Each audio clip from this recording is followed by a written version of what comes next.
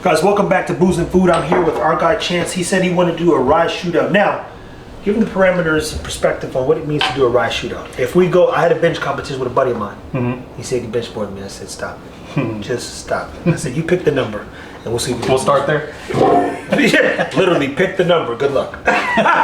So in this case, when you're doing a shootout with in the whiskey space, what do we shoot?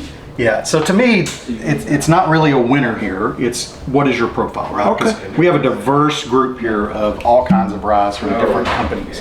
And I think it kind of shows the diversity of rye. And when you do a shootout like this, it kind of lets you know, oh, okay, I don't like all ryes, but this company makes really good rye, and this company really, and I'm gonna stay away from that one. You know, it's one of those things where you kind of find your own palate through these things, and we got a lot of them. We got blendery ryes, we got Jack, we got Rare Character, we got them all, right? It's a Rye night.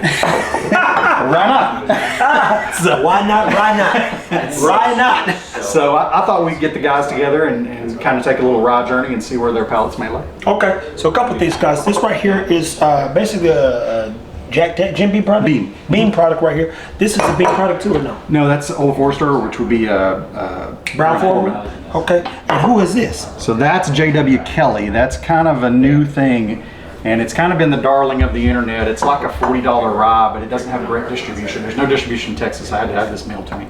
Okay. But you know, they're all single barrels, and they're between 7 and 9 years, so they're decent.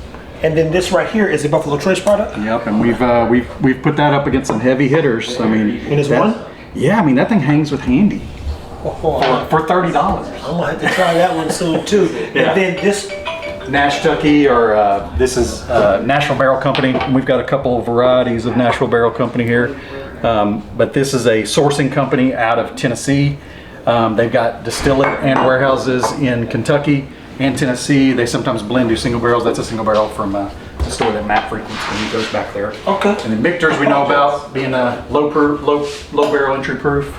This one's not going to be a high proofer, but it's going to be full of flavor, so it'll might hang with these. Now, when did you learn that flavor mattered most when it comes to whiskey? Because once you get over the proof, once you get over the brand, once you get over the name, now it's a matter of, as you say, your preference. Hey, I want to drink whiskey. Yeah. I want this type of whiskey. Right. And I don't want to spend my arm and 3 legs to buy a bottle of whiskey that's good. When did you learn that flavor for you mattered most? Through mistakes, right? So I did like everybody else. I chased proof. Oh, I want hazmat. I chased rarity and allocation. Oh, I want this because no one else has it. Fear of missing out, whatever.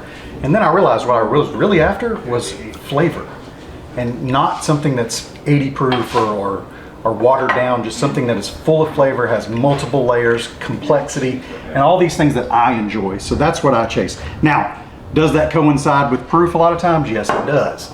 But not always, and Michter's is a great example of that. Full flavor, low proof. Those are dogs, guys. I got a couple Cujos in there.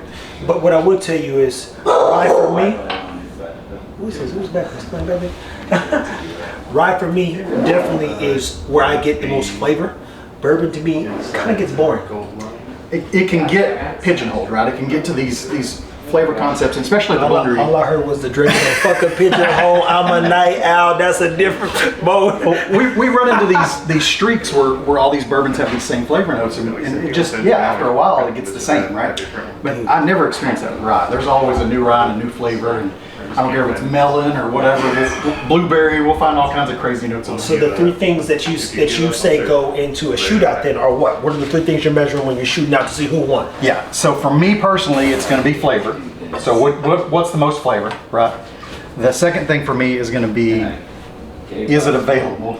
Availability. Well, Chance could get in. I don't know why he said it like this. He'll find a way. But availability and price are important, right? Okay. So I always lay that into it. And then the third thing is what surprised me, right? Like what was the thing that I thought it was? Green River decanter last year was a surpriser. That was a sleeper. A cheap sleeper at KBF. And you know what? They were smart enough to say yes and buy it, bring it back, we drank it. I still can remember to this day because it was so good. And we're comparing it to your VVS's. We're comparing it to your lineage. Yeah. We're comparing it. And hung with those guys. And they just hang out. It was like, hey guys, I'm here. Yeah. What was that? The 19-year-old MGP rye? Remember, we didn't get one, but one of the guys with us got one and we got to try it. I don't know. I mean, he's right. It was a Penelope, yeah. Oh yeah, we drink all kind of Penelope. Single barrel, yeah. Bruh, that's my point. I'm gonna do a better job recording all this liquor that they purchase and I get to drink and do videos on. But I will tell you this: it is a rye night here. Rye is a flavor profile that, to a degree, has no flavor profile.